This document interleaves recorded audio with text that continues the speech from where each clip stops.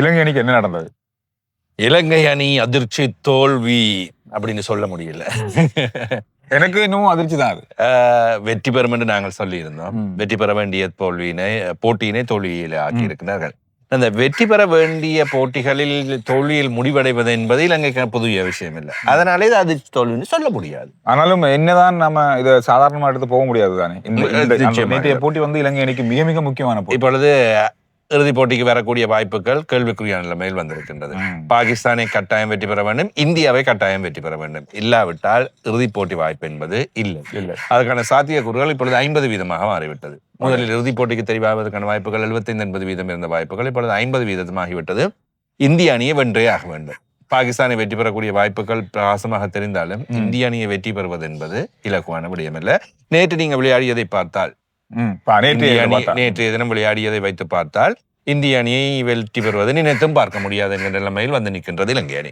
அதாவது இலங்கை அணி வந்து உண்மையிலேயே எனக்கு நான் இப்ப 2-3 கடைசியாக நடந்த போட்டிகளை அவதானிச்சு பார்க்கும்போது இந்திய அணியை இறுதிப் போட்டிக்கு வந்தாலும் வெல்லக்கூடிய பலம் இலங்கை அணியில இருக்கிறது போல எனக்கு தெரிஞ்சது. வீரர்களாக பார்க்கின்ற பொழுது, அவர்களுடைய திறமைகளை பார்க்கின்ற போது நீங்கள் சொல்வது 100% சரி. ஆனால் அதை ஒருமித்து ஒட்டுமொத்தமாக செய்வதில்லை. நேற்று எடுத்த ஆரம்பத்தில் அடிக்கிற அடியில இன்னைக்கு பங்களாதேஷ் ஓட போறாங்க மாதிரி இருந்துச்சு. தாண்டக்கூடிய வாய்ப்பு இருக்கும். அதுதான் அந்த குஷல் மெண்டிஸ் பத்தும் நிசங்க. நான் நேற்றைய வீடியோவிலையும் சொல்லி இருக்கின்றேன் நினைக்கின்றேன். குஷல் மெண்டிஸ் பத்தும் நிசங்க இவர்கள் ஆட்டமிழந்து விட்டால் அடுத்த கட்டமாக நடுங்க தொடங்கி விடுறார்கள். நேற்றைய தினமாக தான் நடந்தது. மிக அபாரமான அதிரடியான ஆரம்பம் இரவராலும் வழங்கப்பட்டது. பத்தும் நிசங்க ஆட்டமிழந்ததும் அடுத்தடுத்த 3 விக்கெட்டுகள் குஷல் மெண்டிஸ், கமில மிஷார். அடுத்தடுத்து பார்க்கும்போது 10 மெண்டிஸ், 10 நிஷங்க, குஷல் மெண்டிஸ், கமில் மிஷார 3 பேருடைய விக்கெட்டும் குறைந்த இடைவெளிக்குள் விழுந்தது. ஏனைய வீரர்கள் மீண்டும் அந்த விக்கெட் விழுந்ததை ஈடுகட்ட வேண்டும், அதற்காக தடுத்தாட வேண்டும். இதன் மூலமாகத்தான் நடந்தது. கமில மிஸ்ராவின் பந்துகள் 11-6 ஓட்டங்கள். அடுத்ததாக வந்த குஷால் பெரேரா 16 பந்துகளில் 16 ஓட்டங்கள். இதன் கால்குலேஷன் என்னை பொறுத்த வரைக்கும் கமில் மிஸ்ராவின் ஒரு 11 பந்துகளில் 15 ஓட்டங்கள் என்று வைத்துக் கொள்ளுங்கள், ஒரு 9 ஓட்டங்கள் ஷோட். 16 பந்துகளில் குஷால் பெரேரா ஒரு 25 ஓட்டங்கள், ஒரு 9 ஓட்டங்கள் ஷோட். 9-9 18. இந்த 18 ஓட்டங்கள் இருந்ததால் நேற்று இலகுவான வெற்றி. 180 ஓட்டங்கள் பெறப்பட்டிருக்க. இறுதி ஓவர் 2 இறுதி ஓவர், அதாவது 18வது 19வது ஓவரும் வந்து மிக பெரிய ஒரு நெருக்கடியை பங்களாதேஷ் அணி இலங்கையை கொடுத்தது. தர்ஷன் சானகாவினால் அதிரடியாக துடுப்படுத்த ஆடிக்கொண்டிருந்தும் இறுதி ஓவரை சரியான முறையில் அடித்தாட முடியவில்லை. இன்னும் ஒன்று அதுதான் அந்த விக்கெட் இழப்புகள். மறுபுறத்தில் துனித் வெள்ளாளகை வந்திருந்த வேளையிலும் அவர் அடித்தாட முயற்சித்த வேளையிலும் அது பங்களாதேஷின் பந்துவீச்சு திறமை, அந்த திறமை கட்டுப்படுத்தப்பட்டது. எனவே ஓட்டங்கள் போதாமல் போயிருக்கின்றமை மிக முக்கியமான விஷயம். இலங்கை அணியை பொறுத்தவரையில் இந்த ஆசிய கண்டத்தை நாம இப்ப இனி வர போட்டிகள் வந்து அவ்வளவு இலகுவான போட்டிகள் இல்லை. பாகிஸ்தானை ஒப்பிட்டு பார்க்கும்போது ஓகே 2-2. அதே மாதிரி இந்திய அணியும் முடியாம போகலாம், முடியும் அப்படின்னு சொல்ல முடியாது. அதுதான் பிரச்சனை. இந்த இடத்துல 2 போட்டிக்கும் இது எப்படி நடக்க போகுதுன்னு தெரியல, பார்க்கலாம். இன்றைக்கு நடக்க போற போட்டி மிக முக்கியமான போட்டி, இந்திய பாகிஸ்தான் அணிகளுக்கு இடையிலான போட்டி. பங்களாதேஷ் அணி இலங்கையை வென்றதுல என்ன நன்மை அவங்களுக்கு இருக்கு, என்னென்ன விஷயங்கள் நடக்க போதா? இப்பொழுது பங்களாதேஷ் வந்து இன்னும் ஒரு போட்டிக்கு வெற்றி பெற்றால் அல்லது இப்பொழுது இருக்கின்ற நிலைமையில் இலங்கை கடைசிக்கு வந்து விட்டது என்று சொல்லலாம். நாங்கள் நேற்று 2வது இடத்தில் வைத்திருந்தோம் இலங்கையை. பங்களாதேஷ் கடைசிக்கு வந்து இப்ப பங்களாதேஷோட முன்னோக்கி வந்திருக்கின்றது. இலங்கை கடைசிக்கு வந்து விட்டது. எனவே இனி அடுத்த ஒரு போட்டியில பாகிஸ்தானை வெற்றி பெற்றால் கூட பங்களாதேஷுக்கு ஓட்ட நிகர சராசரி வேகத்தையும் கணக்கிட்டு இந்தியாவுடன் தோல்வியினை சந்தித்தாலும் இறுதிப் போட்டிக்குள் செல்லக்கூடிய வாய்ப்பு ஒன்று இப்பொழுது பங்களாதேஷுக்கு உருவாகி கொண்டிருக்கின்றது. இப்பொழுது இலங்கை அணிக்கு சிக்கல் நிலைமை. இலங்கை அணி நான் சொன்னது போன்று இந்தியாவை வெற்றி பெற்றும் பாகிஸ்தானை வெற்றி பெற்றாலும் ஓட்ட நிகர சராசரி வேகமும் அங்கே முக்கியத்துவம் பெறும்.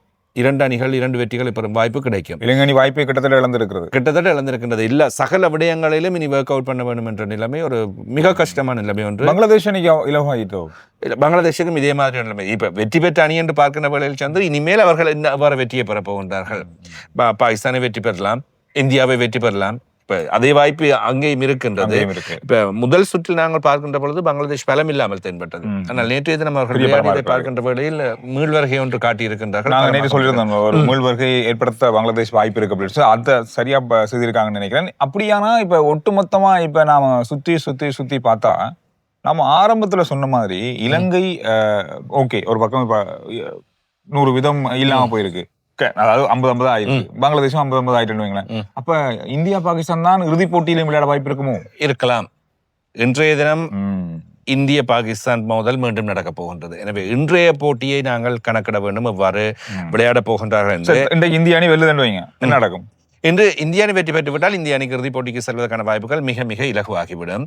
எனவே இலங்கை அணி பாகிஸ்தானை குறிவைக்க வேண்டும், அதே போன்று இந்தியாவை குறிவைக்க வேண்டும். கேள்விக்குறியில் வந்து நிற்பது இந்தியாவை வெற்றி பெற முடியுமா, இந்தியாவை வெற்றி பெற முடியுமா, இந்த பிரச்சனையில் தான் வந்து நிற்கப் போகின்றது இலங்கை நிலைமை. ஏனைய அணிகளுக்கும் ஆனால் சந்துரு அதே நிலைமை காணப்படுகின்றது. பாகிஸ்தானால் இந்திய அணியை வெற்றி பெற முடியுமா, பங்களாதேஷ் அணியால் இந்திய அணியை வெற்றி பெற முடியுமா, அப்படி பார்க்கின்ற வேளையில் சகல அணிகளுக்கும் அதே சிக்கல் வந்து நிற்கின்ற வழியில் தான் இந்த இலங்கை அணி பங்களாதேஷை வெற்றி பெற்றுக்கணும். நேற்று நான் தான் சொன்னேன், இலகுவாக இருக்கின்ற அணி எதுவோ அதை வெற்றி பெற்றால் தான் கஷ்டமான அணிகளோடு நாங்கள் வெற்றி பெற முடியும். பங்களாதேஷையை வெற்றி பெற முடியவில்லை, பாகிஸ்தானை வெற்றி பெறுவோம், இந்தியாவை வெற்றி பெறுவோம், இறுதிப் போட்டிக்கு செல்வோம் என்று கதைப்பது எந்த அளவில் அது சரியாக அமையும் என்பதை உண்மையில் தெரியவில்லை. பாகிஸ்தான் அணி வெற்றி பெற்றால் பாகிஸ்தான் அணிக்கு மிகப்பெரிய ஒரு வாய்ப்பு இருக்கு. அதுதான் இங்கே உண்மையில் பார்க்க வேண்டும். மிகப்பெரிய நேரடியாக இந்தியாவை விட பாகிஸ்தான் அணி நேரடியாக பைனலுக்கு, அதாவது இறுதிப் போட்டிக்கு செல்லக்கூடிய வாய்ப்பை உருவாக்கி கொள்ளும் நான் நினைக்கிறேன்.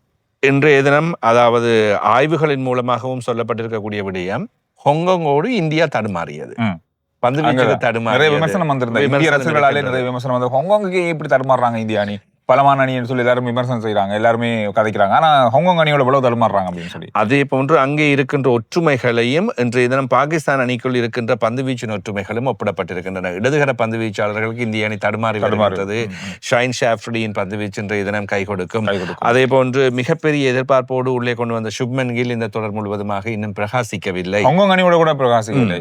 எனவே அப்படியான விஷயங்கள் இருக்கின்ற வேளையில் இந்தியாவிற்குள் ஒரு துடுப்பாட்டத்துக்குள் ஒரு சிக்கல் இருக்கின்றது. பந்துவீச்சை தான் நம்பி இருக்க போகின்றது இந்தியா என்பது போல இன்றைய முன்னோட்டங்கள் ஆய்வுகள் சொல்லப்படுகின்றன. எது எப்படியாக இருந்தாலும் இந்திய அணி ஒரு ஒட்டுமொத்த அணியாக அப்படி ஃபுல்லா முழுமையாக நீங்கள் பார்க்கின்ற வேளையில் பலம்தான், அவர்கள் ஒரு பலமான அணியாகத்தான் இருக்கின்றார்கள். இந்திய அணியில் அக்ஷர் பட்டேல் மட்டும் விளையாடுவது கொஞ்சம் சந்தேகம், உறுதி செய்யப்படவில்லை. கடந்த போட்டியில் அவர் மைதானத்தில் விழுந்து தலையில் அடிபட்டது, அதன் காரணமாக அவர் விளையாடி இருக்கவில்லை. ஆனால் அவரை மீண்டும் அணிக்குள் இன்றைய தினம் கொண்டு வந்துவிட்டால் இந்திய அணி முழுமையான அணியாக விளையாடும். அதே போன்று கடந்த போட்டியில் ஒரு விஷயத்தை செய்தார்கள், சஞ்சு சாம்சன் துடுப்படுத்தாடாமல் இருந்தவரை முன்வரிசையில் வைத்து அவரை கொஞ்சம் ஃபோம் ஆக்கி இருக்கின்றார்கள். ஹாங்காங் அணியிலோட அப்படி பண்ணாங்க, அதான் துடுப்பாட்ட ஃபோமிற்காக அதை செய்வது. சூரியகுமார் என்று துடுப்படுத்தாடி இருக்கவில்லை. இப்படி பல மாற்றங்களை இந்தியாவும் செய்து முயற்சித்து தங்களை வலுப்படுத்தி கொண்டிருக்கின்றது. எனவே இன்றைய போட்டி சந்துரு இவை எல்லாவற்றையும் தாண்டி மீண்டும் ஒரு பரபரப்பான போட்டி. எது எப்படியோ அது ஒரு கிரிக்கெட் ரசிகர்களா பார்க்க போனா அது ஒரு பரபரப்பான போட்டி, ஒரு நல்ல என்டர்டைன்மெண்டான போட்டியா இருக்கும். இப்ப கடந்த இந்திய பாகிஸ்தான் மோதல்களின் போது ஏற்பட்ட பரபரப்பு, இந்தியா முதலில் பாகிஸ்தானுக்கு கை கொடுக்க மாட்டோம் என்று சொன்னது, அதன் மூலமாக ஏற்பட்ட பரபரப்பு. பின்னர் பாகிஸ்தான் போட்டி மத்தியஸ்தர் செய்து கொண்டது பிழை, கை கொடுக்க வேண்டாம் என்று சொன்னார், அவரை நிப்பாட்டுங்கள், வெளியே அனுப்புங்கள், அப்பொழுதுதான் நாங்கள் விளையாடுவோம் என்று மைதானத்துக்கு வராமல் புறக்கணிப்பு செய்து காலதாமதமாக வந்து புறக்கணிப்புகளை இன்றைய தினம் சுவாரஸ்யம் எப்படி இருக்கின்ற இந்த பிரச்சனை எல்லாத்தையும் வைத்துக்கொண்டு எவ்வாறு மைதானத்தில் நடந்து கொள்ள போகின்றார்கள், என்ன செய்து கொள்ள போகின்றார்கள், இது அவதானிக்கிறதுக்கு இன்னொரு பெரிய பக்கம் இருக்கிறது. விளையாட்டுல வெல்ற தோல்வியை தாண்டி இப்படி இது என்ன நடக்க போகுது, இந்த சுவாரஸ்யமான விஷயங்களை பார்ப்பது எப்படி என்பது. இப்ப எங்களுக்கு இப்படி நீங்க செய்துட்டீங்க தானே, எங்களுக்கு கை கொடுக்கல தானே, இன்று இருங்கள் உங்களுக்கு நாங்கள் அடித்து காட்டுகிறோம் என்று பாகிஸ்தான் ஒரு மிகப்பெரிய வெறியோடு இந்தியாவுக்கு இருக்கலாம். நீங்க என்னதான் செய்தாலும் நாங்க தான் என்ற மாதிரி இந்தியா இன்றும் அடித்து பாகிஸ்தானை இல்லாமல் காலி செய்ய வேண்டும் என்கின்ற ஒரு எண்ணத்தோடும் வரக்கூடிய வாய்ப்புகள் வரலாம். எனவே இவை இன்றைய தின போட்டியில் சிறப்புமிக்கவையாக பேசப்படக்கூடியவையாக அமைய போகின்றன. எனவே இந்த விஷயம் தான் இன்றைய நாள் விஷயம் பேசக்கூடிய விஷயம் நேற்று நடந்தது, இன்றைக்கு நடக்க போற விஷயங்கள். நீங்க என்ன சொல்றீங்க, இன்றைய போட்டி யாருக்கு அதிக சாதகம், பாகிஸ்தானுக்கா இந்தியாக்கா? கருத்துக்கள்ல சொல்லுங்க. அடுத்த வீடியோல நாங்க உங்களை சந்திக்கிறோம்.